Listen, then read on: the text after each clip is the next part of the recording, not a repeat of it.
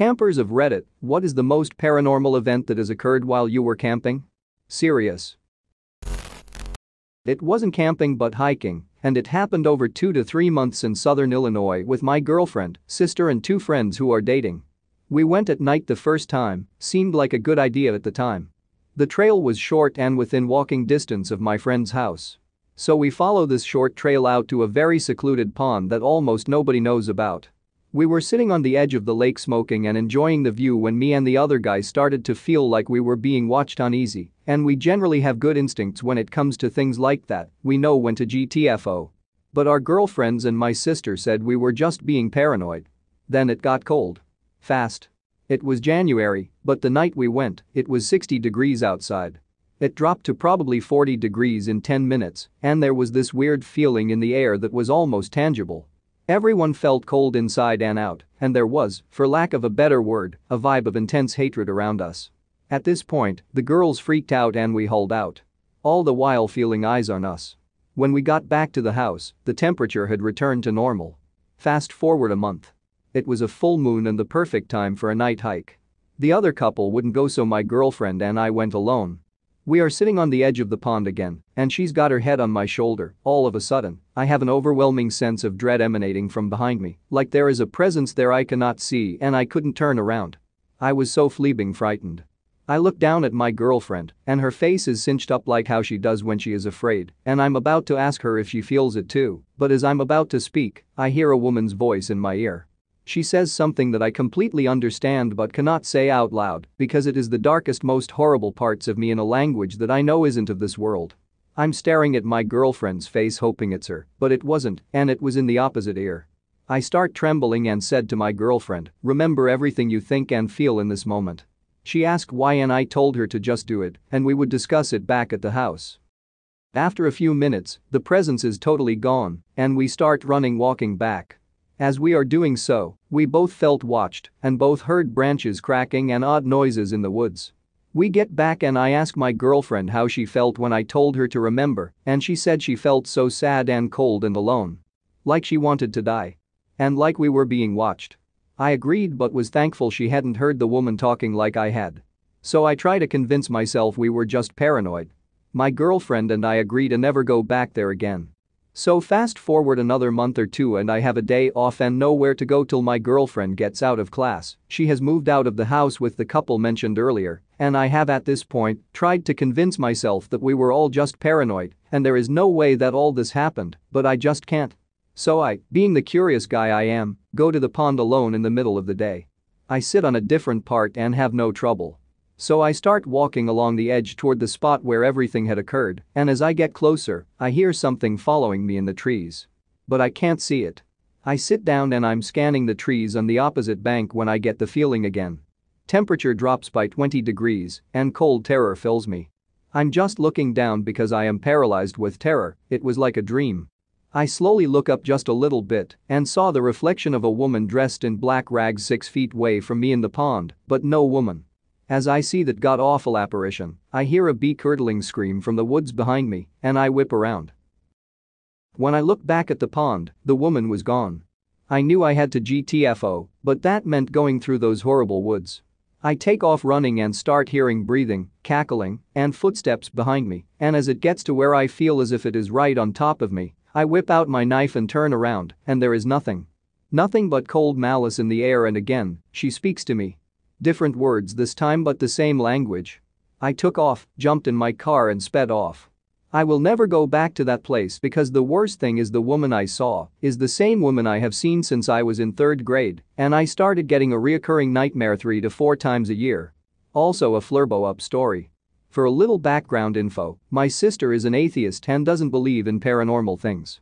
My girlfriend and the other couple are spiritual, but until this, it didn't put too much stock in ghosts or other supernatural things, and my beliefs are my own. None of us know how to explain what happened and all go camping, hiking, exploring all the time. This was not a random chance or animal. This was something else. I know not many people will believe me, but there has been zero embellishment to this story. When I was 17 or so, 2 friends and I decided to camp in the field next to my housing estate so we could drink and listen to music as loud as we wanted. This was a huge grassy field on a slight hill where all the surrounding houses were far away enough so that we wouldn't disturb the neighbors and we couldn't be seen by anyone unless they were extremely close to our tent. It became late and my two friends had fallen asleep. I was having trouble sleeping around this time, so I lay awake for hours just thinking. Around 3 a.m., I heard the distinct sound of grass and vegetation as someone walked on it outside our tent. I was stunned with terror, for one, because this was a private field owned by a farmer who would probably be angry to find us there, but more so because I hadn't heard anyone approaching. Just suddenly, there was someone outside the tent. I held my breath out of fear and shock, which is when I heard another set of footsteps belonging to a dog by the sound of it. Filled with dread, I just lay as still as possible, breathing slowly and quietly, listening to this person and his dog walking back and forth outside the tent. I thought we were going to get shot or beaten by this dude. Then I saw this guy's shadow, which freaked me out a heck of a lot more than I already was. It was huge and looming over us every time he passed our tent, and I couldn't see the dog's shadow, even though I heard it making increasingly erratic circulations of the tent. This carried on for around 5 minutes, although it felt like much more time had passed. The shadows disappeared and the sounds faded away. They didn't leave or anything, it was more like they were still walking outside of the tent, but with perpetually lighter footing.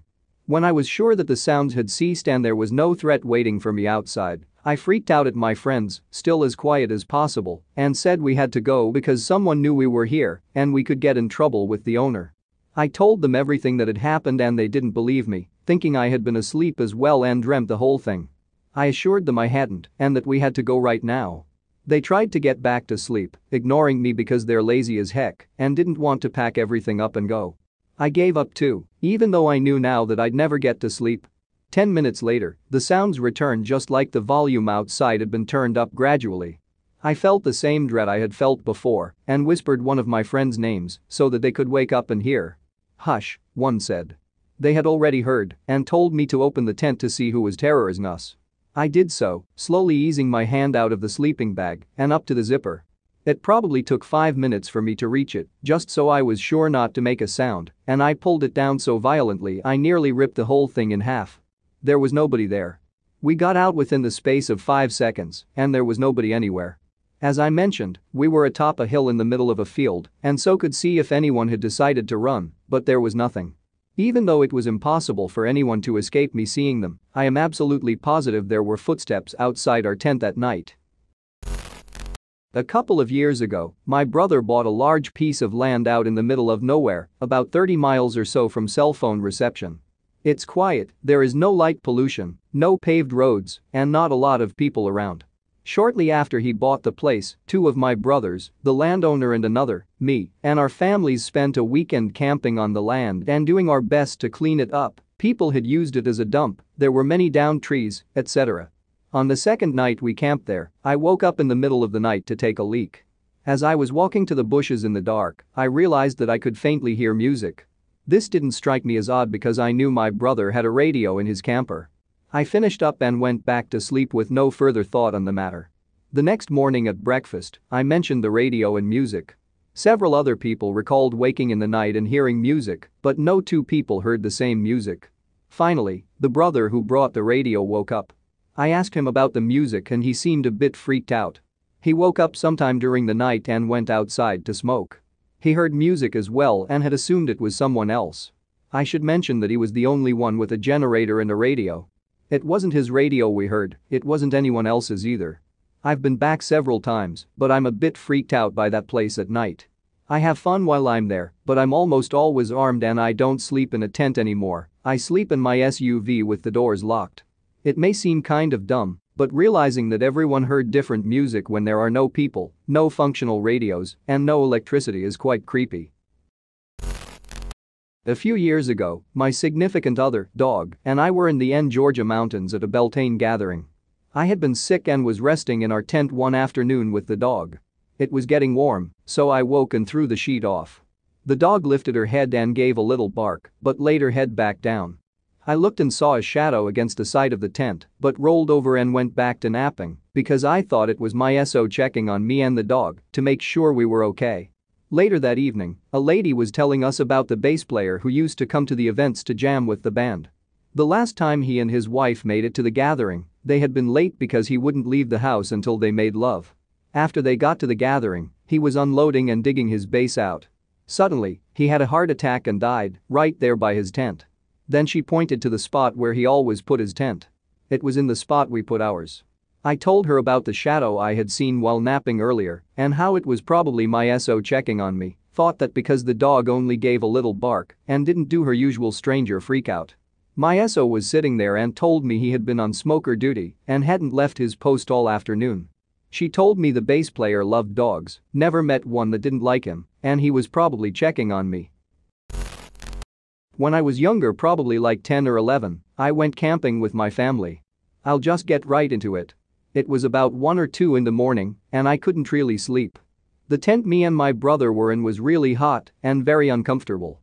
Anyway, while I was trying to go to bed, I heard a very faint whimper. I tried to ignore it because I figured I was just tired. Our campsite was along a road with many other camps nearby. The whimper started to get louder and then turned into crying. I heard footsteps outside of our tent and a girl crying her eyes out. Now let me tell you, it didn't go faint, it got louder and louder. It remained in the same spot the entire time. That's so important because it indicates that she was looking at our tent site, fleeing crying. It gets worse. Then it turned into a full-on scream for a few seconds, then cuts out. When she started screaming, my brother woke up. We both look at each other and just get all the pillows and stuff our head under them. I couldn't sleep of all that night. I'm just glad we left the next morning. Where did this happen? Cause you basically described a lady vampire in Southeast Asian lore. They have long hair and the body is covered in a white cloth and sort of can fly, and this is sort of the kicker in your story. Basically, if you hear her crying, she's actually far away, but that whimper means she was close to you to begin with, and that scream was basically her flying away. So sorry if that doesn't make you feel easier. I was in a cabin with 4 other people. I woke up at about 5 a.m. and they were all sleep-talking at each other. Like straight-up grunting, mumbling, shaking and everything else a person mid-sleep would do. Only the 4 of them were actively engaging in some kind of primitive sleep talk at once and towards each other. It scared the flurbo out of me. In the morning, I told them about what happened and they didn't remember a thing. What probably happened is, one started sleep talking and it set off the rest of them, still WTF worthy though. Worked at a Boy Scout camp in the Sierras of California for 2 years. The staff puts on a scary night hike in the old logging camp area our camp was built on. Well, one night, myself and about 7 other staffers that were done telling our stories were very quietly coming back down after the kids had left. We were walking down an old 2-lane dirt logging road when all of a sudden, we see a 8 to 9 foot black figure walk up the side of the road, cross it in 3 to 4 strides, and walk off into the forest. All 8 of us saw it and got back into camp very quickly after that. Okay. So I wasn't camping, per se, I was at a camp a few years ago, but it was scary nonetheless. We all spent the nights in wooden cabins, which had fans that were bad and couldn't cool the room. I came prepared, with a whole drawer full of clothes and stuff, as well as flashlights. One night, I was sleeping, my friend wakes me up and says that he needs to go to the washroom and that he needs my flashlight. I naturally was slightly angry, mostly for him not having a flashlight of his own, but reluctantly I gave it.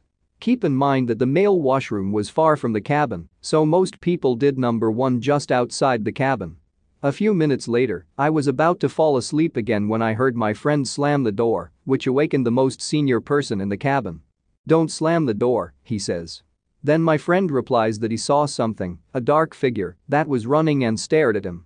The other guy skeptically says that he was hallucinating, then afterwards jokes that it's a demon or something. I at first didn't understand what he was completely talking about, so I guess it was a cat or other animal. No big deal. Unfortunately, my bed was closest to the door, right at the wall, so a few minutes later I feel that I'm shivering. There was some sort of rumbling outside, it seemed to me at the time like some very large horses or a vehicle of some sort passing the cabin. It seemed to last forever, I couldn't sleep, and I was involuntarily shivering all the time. The next morning, I tell my friend about the shivering, also asked what all the fuss was about that night. He says that he saw a humanoid figure in a dark cloak and hood and that it stared at him. This worried me, so I asked all of the staff if they went somewhere that night. All of them said no, even the guy who was considered as death, who always dressed up wearing a hood, was confused. To this day, I still don't know what happened. It was the worst night of my life. Coincidentally, that was my last time in that place.